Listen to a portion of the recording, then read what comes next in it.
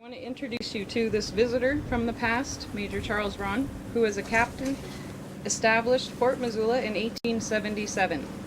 Major Rawn will be portrayed by Dr. Robert M. Brown, the Executive Director of the Historical Museum at Fort Missoula since 1991. And as long as Dr. Bob has his Major Rawn hat on, he will be in the character of the Major. But when the hat comes off, he'll be able to take any of your questions. But right now, let's turn the clock back to the year 1884. Captain Rawn has just been appointed to a major in the 24th Infantry and is on his way to assume his duties at Fort Elliott, Texas. We have asked him to stop by Fort Owen to talk about his career, life in the Frontier Army, and the Nez Perce War of 1877. So, I give you Major Charles C. Rawn. Thank you very much. It's a warm one today. I very much appreciate a chance to get back into western Montana. It has been a while. I served quite a bit of my time, mostly out of Fort Shaw, but as mentioned, I did establish Fort Missoula back 7 years ago. But to give you a little bit of background as to myself, my history, I was born in 1837 in Harrisburg, Pennsylvania. My father was a lawyer, a very prominent lawyer, attorney, and very prominent abolitionist in the Pennsylvania area. So I grew up at his feet, learning abolition, learning the rights of all men, and taking that very much to heart. In 1857, I went to a seminary in Norristown, Pennsylvania, but soon transferred to Princeton in 1858. I, along with thousands and thousands of young men and women, of course, were witness to the unfolding drama that erupted suddenly that one April morning at Fort Sumter in South Carolina when the Confederates fired on the Union troops there. I heeded, along with some tens of thousands of other young men, President Lincoln's call for volunteers. I immediately volunteered and enlisted in the 25th Pennsylvania Infantry. I only stayed with them about 7 months when I was transferred to the 7th United States Infantry. I was commissioned a lieutenant and eventually during the Civil War rose to the rank of captain. The Civil War, I know, is not the topic of conversation here this afternoon, and it's a well-worn topic.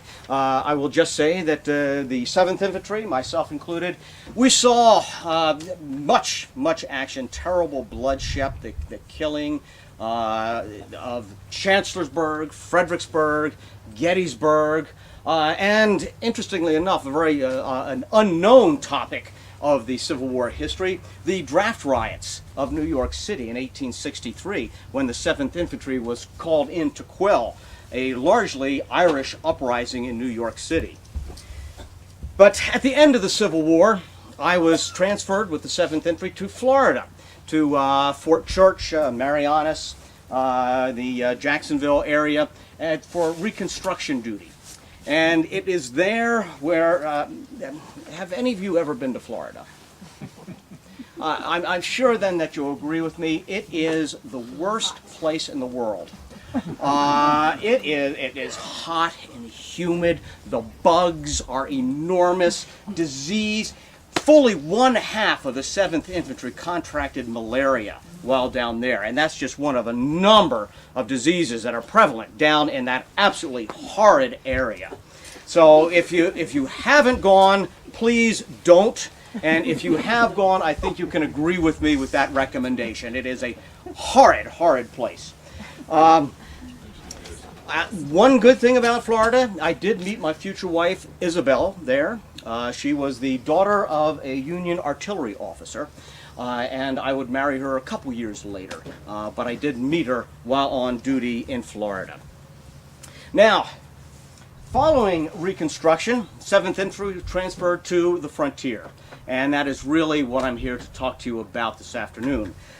Your Frontier Army, what we're doing for you, how how we're doing it and maybe how we're not doing it as well as perhaps we can. The 7th Infantry, myself included, we were sent to a variety of posts: Fort Shaw, Fort Snelling, Fort Ellis, eventually Fort Missoula. All of these saw the 7th Infantry's presence at one point or another during the 1870s and the 1880s. Now, to give you a little bit of idea, a couple of little stories, if you will, that may illustrate your frontier army at action. In 1872, I was still just a captain, and Major Eugene Baker was sent with 400 soldiers and surveying crew from the Northern Pacific Railroad. We were to guard the surveyors as they were surveying the future road of the Northern Pacific. This was a multi-year process, and things had gone very well up until then. 1872, we're under the command of Major Baker.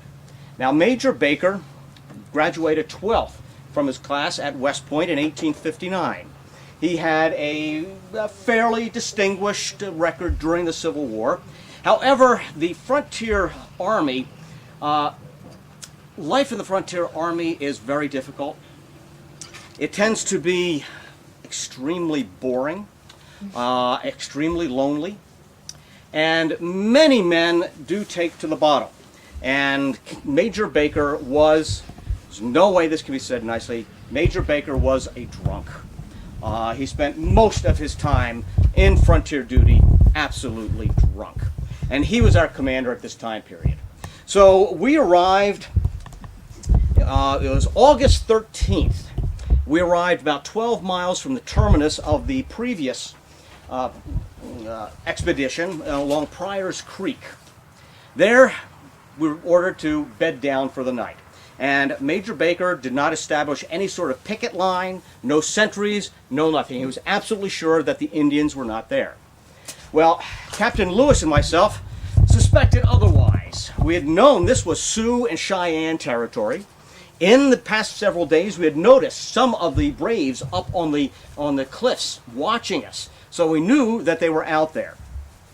So the captain and I remonstrated with Major Baker to please allow us to set up some sentries or at least, a picket line of some sort, just in case. Well, the major, in his cups again, questioned our courage, accused us of vivid imaginations, and ordered all men to their tents.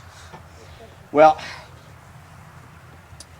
Captain Thompson and I, we waited until we were quite sure that the major was drunk asleep, and we did set out a picket line, and it's very fortunate that we did, because at 2:45 that morning, between 400 and 800 Sioux and Cheyenne attacked. We would have been absolutely wiped out. As it was touch and go for a while, but we managed eventually to establish a good front and force them out of the woods. The fight lasted till about 7:30 in the morning.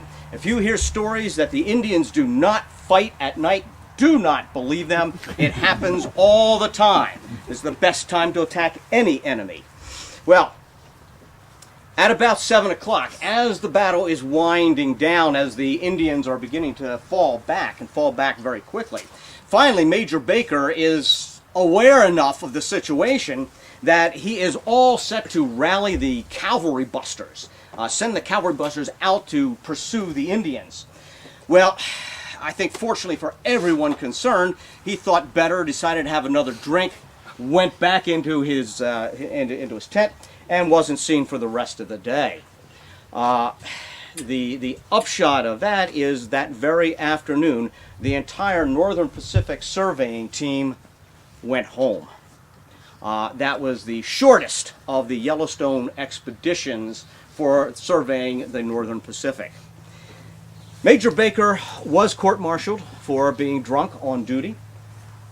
He was sentenced to be dishonorably discharged, but he had a very powerful friend by the name of William Tecumseh Sherman, who was general of the Army. And instead of being dishonorably discharged, Major Baker simply suffered 6 weeks at half pay and then transferred. He's somewhere now in California. I have lost all knowledge of him, and I am quite pleased with that. But this is a type of officer in many instances that is leading your frontier army. As I said, it's very dull. Frontier life is very dull. About 1/3 of all men desert. At one point in time in their military career, 1/3 will desert. So it's a lot of standing around doing nothing, polishing leather, polishing boots, polishing your equipment, policing areas. Very little happens most of the time. But when things do happen, they happen very quickly, and it can happen very disastrously. And here is where your frontier army is protecting you every single day. Now, following the Pryor's Creek debacle, we were still stationed in Fort Shaw for the next several years. And I'm sure you're all aware of the great Sioux campaign, the Sioux War of 1876. Chief Sitting Bull, the Sioux, the Cheyenne were united as one in eastern Montana. And as part of the American government's plan, there was to be a multi-pronged attack to gather them, capture them in one spot. You had General Terry, General Crook, Colonel Gibbon from Fort Shaw leading the 7th Infantry across the Rosebud River, and of course Lieutenant Colonel Custer, or General Custer to use his brevet title. Anyway, General Custer, we all know what happened to General Custer. 2 days after what I think is now largely being called Custer's last stand, the 7th Infantry arrived. We were the first ones to arrive after the battle. I cannot describe for you the feelings that we had, what things look like, the savagery, the maulings of these soldiers. They were mutilated beyond recognition in many instances, and it was indeed a very sad duty to bury these very fine, brave men, which we did. And then we set off in pursuit of the Sioux and the Cheyenne. We never did get them. We never did find them. In fact, most of them ended up in Canada, up in grandmother's country is what they call it, I believe. So that was 1876. But then in 1877, the Nez Perce tribe, which was one of the most peaceful tribes that was out here in the West. It had been their very proud boast that they had never shed white man's blood. Well, a long series of mishandling by the whites, both the settlers, the miners, the farmers, and certainly the government, led to this unfortunate outbreak in 1877. As a young brave by the name of Walidas, or we know more as shore crossing, his father had been murdered by some whites about 2 years previously. And he had promised his father that he would not avenge his father's death, because that would have meant war, total destruction for the Nez Perce.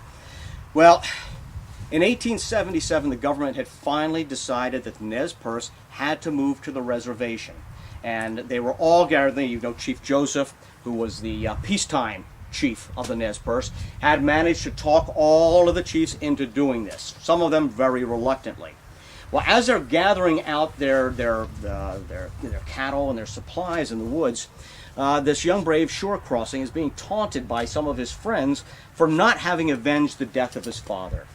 And this taunting became so bad, and shore crossing, known to hit the whiskey himself rather frequently and rather hard, he and a couple of friends went out and killed 4 white men, settlers, miners who had been, well known for their brutality against the Nez Perce. Well, they came back to camp, started partying some more. More of them got, I think there were about 15 or 20 is the reports I'm hearing from General Howard's office. 15 to 20 of them went out and then killed 14 more whites. So the Nez Perce were on the warpath. During all this time, 7th Infantry, myself included, were based at Fort Shaw. And we're listening to this, we're following this. I have been, at this point, sent to establish a fort at Missoula. This had nothing to do, really, with the Nez Perce specifically. The founders of Missoula had been lobbying Congress and the President for years for a fort. They feared the Indians. The Blackfeet up to the north, the Salish Kootenai and the Bitterroot, the Nez Perce, of course, in the west, and the Sioux and the Cheyenne in the east. And it's very natural fear for all settlers who are massively outnumbered in the area. It was finally in 1877 that a fort was decided upon, and I went out in June 26, 1877. I arrived at Missoula and began to establish the fort. By this time, the Nez Perce are on the warpath.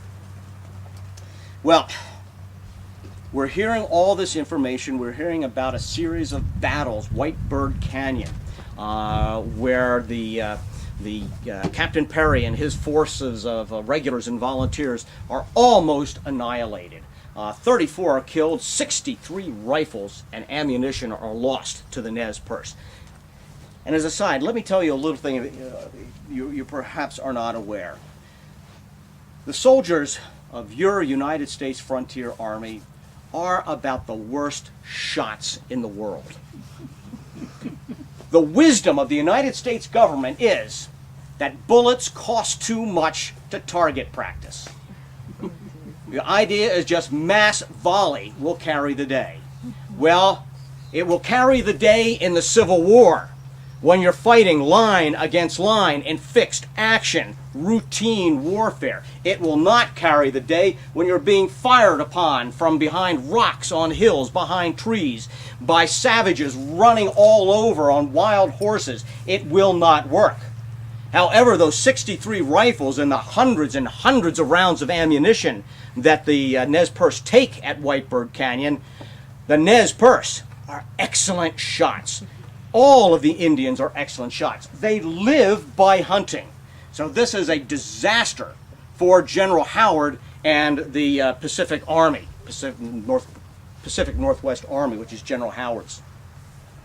There's another a series of debacles at Clearwater, at Cottonwood Creek, all of these absolutely disasters for the United States Army. Finally, we get word, I get word here in Missoula, that the Nez Perce are approaching. They're coming over the old Nez Perce Trail, which I think some people refer to it as the Lewis and Clark Trail. I understand they came through here somewhere at some point. So they're coming over Lolo Pass, and I am ordered to stop them. I am building Fort Missoula. I have 40 men. There are approximately 700 to 800 Indians approaching. Now, certainly, over half of them, old men, women, children, people who cannot fight, but still, that is not particularly good odds. Well, I decide that the best way to do that is to go out into the canyon at Lola, where the mountains are at their most narrow, the narrowest defiles of the mountains, if you will. And in there, I'm going to establish entrenchments. I'm going to build entrenchments and manage to put a cork in the bottle that will stop, or at least slow, the Nez Perce down until General Howard can come over behind with his 600-700 men and take care of it. So that is my plan. And I'm also very fortunate that Captain Christopher P. Higgins, founder of Missoula, raises about 50 to 60 volunteers, and another 50 or 60 volunteers from the Bitterroot come to my fort, and ultimately about 30 of the Salish Indians. Now, I had made as soon as I got to the Missoula Valley, I made very certain that my flanks were secured. I went to the Jocko Valley, to the reservation there, and made sure that they would remain peaceful. And I also came into the Bitterroot to talk to Chief Charlo to make sure that he would remain neutral. And they both agreed to do so. They were traditional allies of the Nez Perce, but they also knew that they were now dependent on cooperating with the white government and the army. So having secured my flanks, I now have about 150, maybe 160 volunteers and soldiers at my command. On June 25th, we noticed that the Nez Perce are coming. I'd been warned by several patrols I had sent out by Lieutenant Woodbridge and Lieutenant Coolidge, and a half-breed by the name of Delaware Jim also came to give us this information, so we were prepared. We went out under a white flag of truce to talk to Chief Joseph. Chief Lookingglass is now actually the principal chief of the Nez Perce during this period of the war. He's probably their greatest warrior, and a little bit on the older side. And Whitebird and Ollicott were the chiefs that we met with, and I spoke to them. I asked them if they would, following my orders, were to disarm them. So I would agree to disarm them, take all their horses, their supplies, and I would transport them or accompany them back to the reservation. This was, of course, unacceptable to the Nez Perce, and they went back to their tents, and we went back to our fortifications and tried to improve them as best we could. The next day, accompanying me in further powwow with the Indians was Governor Benjamin Potts of Montana, who had arrived from Missoula, where he had been for a couple of days, came out and also met with the chiefs, the exact same results. Now, unbeknownst to me, it had become known in the ranks that Chief Joseph was promising that if the Nez Perce were to get by me without any conflict, without any bloodshed, they would go up the Bitterroot peacefully. During that last night, every single Bitterroot volunteer deserted my lines. Every single one of them. In groups from 1 to 20, they left. About half of the Missoulians left as well. So from 216 tops men that I had now probably probably about 100 men to face the entire Nez Perce nation on the warpath. Now, I had been delaying, as I said, in order to allow General Howard time to fall upon the Nez Perce rear. What I was not aware of was that the Nez Perce were delaying themselves because they were seeking a way around. And this they ultimately found. That morning of the 28th, as we woke up, we could hear sounds above us to the north in the hills. And the entire Nez Perce nation was on the move up and around us. So that when we eventually faced them, they were between us and Missoula. Now, I can see most of you are not military. So I'm going to give you a very quick and easy lesson in military strategy. If you build your defenses to face an enemy coming at you from the west, and they appear in the east, this is not a good situation for you. It's not a good situation for Missoula. It was a disastrous situation. I ordered my men to turn around and hastily just prepare arms to offer battle, but we were not going to fire the first shot. What I did not know at that time was that Chief Lookingglass had told his braves not to fire unless the white man fired first. It's interesting that the Nez Perce, having crossed the Idaho-Montana border, thought that their troubles were over, not understanding the political arrangement of states and territories out here at the time. So they appeared in the east against me. Nothing happened. And for some reason, the local newspaper in Missoula has decided to label this unfortunate affair as Fort Fizzle. And question whether or not I had done what I had been ordered to do. Question my command, my loyalty, following orders. I requested of General Terry, my ultimate superior in the Montana Territory, to have a court-martial to defend myself.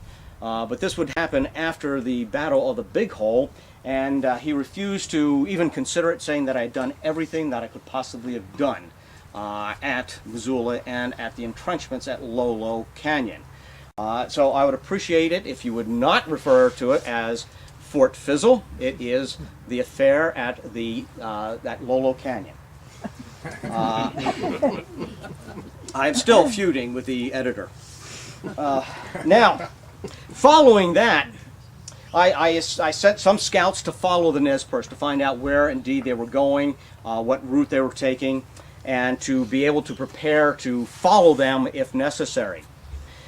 They did exactly what Chief Joseph had promised. They came through the Bitterroot in absolute peace. They did no harm to anyone. They will actually stop at the farms and buy horses, food, ammunition, and whiskey. I am afraid I have very little respect for the people of the Bitterroot, and that's all I have to say on the matter. Anyway,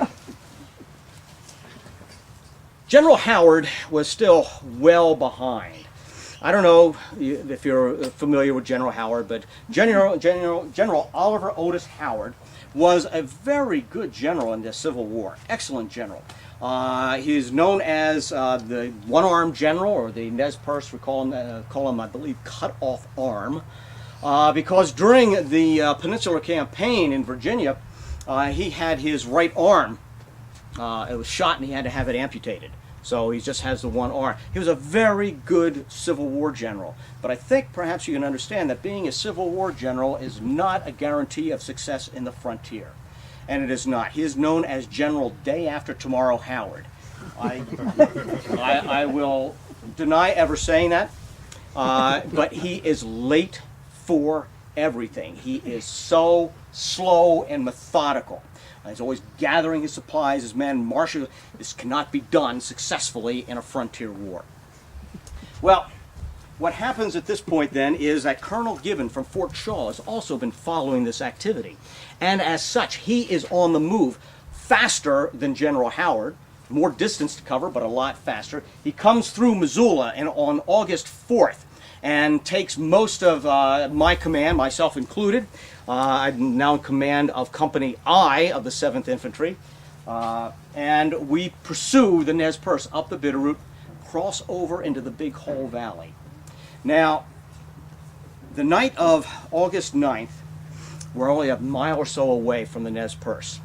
We are ordered to take off all of our accoutrements, our backpacks, our blanket rolls, and storm, because we're going to attack the very next morning.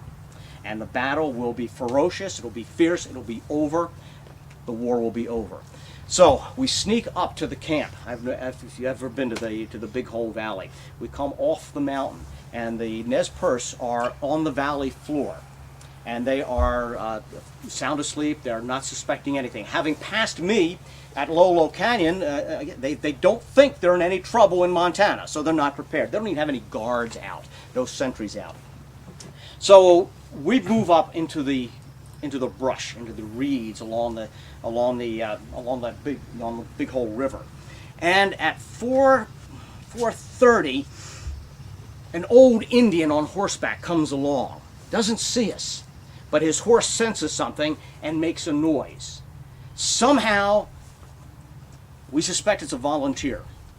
Fires a shot at this old Indian. This alerts Chief Whitebird, who is awake and trying to look after his horses. The alarm is set. Well, we have no other choice but to launch our attack. Now, Colonel Gibbon's attack his plan of attack is excellent. It's well conceived. The idea is that we would make a mass assault into the camp while they're all asleep. We would be firing our weapons low into the teepees, because to catch them asleep. Men, women, children. The idea is to drive them from the village. Meanwhile, another one of our arms would sever off the horses. And without the horses, the Nez Perce are done. This is the plan. Plans don't always work out. We crossed the river. It's some savage fighting. Because Whitebird had been alerted, the rest of them were a lot more ready for us than we had originally expected. We almost pushed them through and out of the village, but they rallied under Ollicott, Whitebird, Lean Elk, some of the others, and they began to fight back. This is their savage fighting.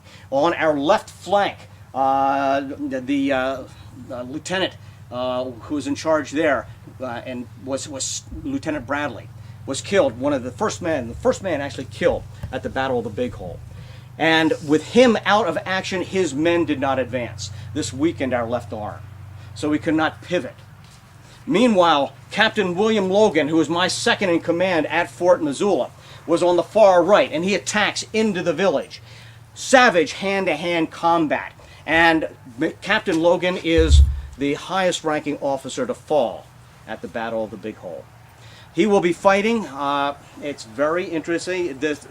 What I've been reported is that he had managed to shoot shore crossing, or Walitas, the Indian who actually started all this back in April or May of 1877.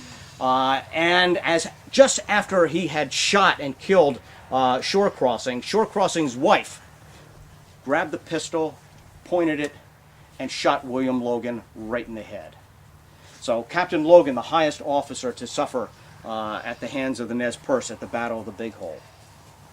We tried to set the teepees on fire, but it being early in the morning, it's still damp, all we did was manage to make smoke, further confusing it. And we were finally ordered to retire. And I was ordered to protect the rear. So as we were holding a holding action, while the rest of the men went back to a bench, or kind of like a little rise in the mountains. We retreated to that area and started immediately digging these rifle pits and these trenches, anything to hide ourselves, because the Nez Perce were on us. They were on us. They managed to capture our 12-pounder, our mountain howitzer. They captured that after we managed to fire 2 inconsequential shots. We were pinned down. We were pinned down for over a day. They had us surrounded.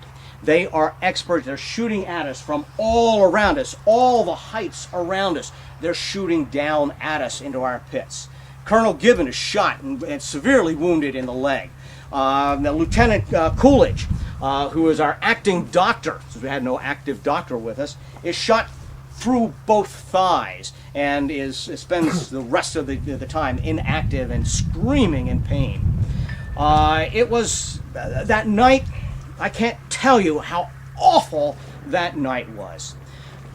It was cold, bitterly cold. You may think mid-August in western Montana it can be very hot, but in the Big Hole Valley at night it can get very cold. Remember, we had stripped to our shirts. We had been fighting in water. We had been sweat. It was savagely cold for us. We were dying of thirst. We could hear the water below us in the creek. And during the night, 3 of the bravest privates that have ever fought managed to take some canteens, go down to the creek. I think this is the only thing that kept us going that whole next day. The hunger, the fear. This is just over a year after the Battle of the Little Bighorn.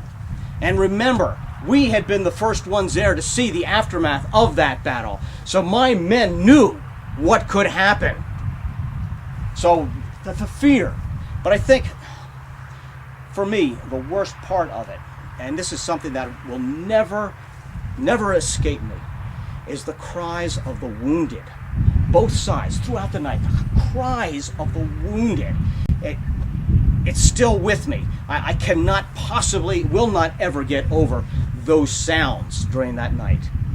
The next day, the Nez Perce continued to keep us pinned down while the rest of the Nez Perce got their, pulled the village down, got packed, and were preparing to leave. At about 6 o'clock, a rider managed to get into our lines, and the Nez Perce understood that what this meant was that reinforcements were on the way. And at 11 o'clock that night, they fired their last parting shots. General Howard's advance troops arrived the next day, a day late. General Howard arrived even a day later than that, and no pursuit was undertaken. The Nez Perce were allowed to continue on their very long journey that ultimately would take them to the Bear Paw Mountains, where they will surrender. Most of them will surrender. In the aftermath of the Big Hole battle, 29 men and officers were killed. Approximately 100 Indians were killed. It was Colonel Gibbons proclaimed it a great victory because, after all, we managed to hold the field at the end of the day. If this is a victory, I would hope that I am never involved in another such victory. It was disastrous. It was mismanaged from the start. And the only thing that was worse is probably even worse victory for the Nez Perce, because what they lost, they could not replace. In the aftermath, we set about burying our dead. We had I was in charge of the hospital train, which we took to Deer Lodge, making about 26 miles a day.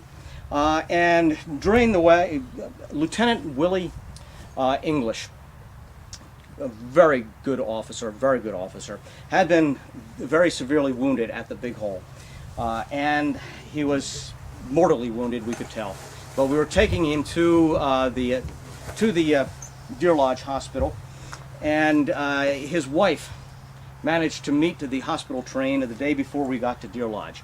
And a remarkable woman, absolutely remarkable woman, cheerful and joking with Willie. Everyone knew that Lieutenant English's days were numbered. He would die 10 days after the battle. And it's my understanding that his funeral, a Masonic funeral, was the grandest funeral yet seen on the Montana frontier in that summer of 1877. Following that time period, for myself, we went back to Missoula to continue to build the fort. We were relieved by the 3rd Infantry in November of 1877, and I understand that the Army has since now officially called it Fort Missoula. So creative in their names. But I continued to serve throughout the West, Fort Laramie, for quite a while. And as mentioned in the introduction, I have just recently been commissioned a major in the 24th Infantry. This is a Buffalo Soldier Regiment. Many, I would imagine a lot of you think that these Negro soldiers are the worst ones possible. Well, I would beg to differ with you. The Negro soldiers are among the best soldiers that the United States Army has, called Buffalo Soldiers by many. I told you 1/3 desertion rate, virtually 0 desertion rate by the Buffalo Soldiers. Remarkable fighters, remarkable record, and it's my very proud duty to be able to assume staff duty as major for the 24th Infantry at the Texas Panhandle. And actually, with that, I am very short on time. I have to catch the stage to get to the railroad in Missoula. Isn't it wonderful having a railroad? Yeah. I mean, you can get places almost instantly. The speed is actually intoxicating. I can be in Texas in a couple of days. So I'm afraid that I must bid you goodbye. I certainly thank you for your attention, and please continue to enjoy your day. Thank you.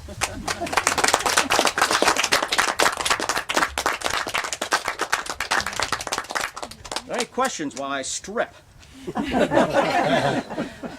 I'll tell you that in my portrayal of the major, he doesn't have very much good things to say about Major Baker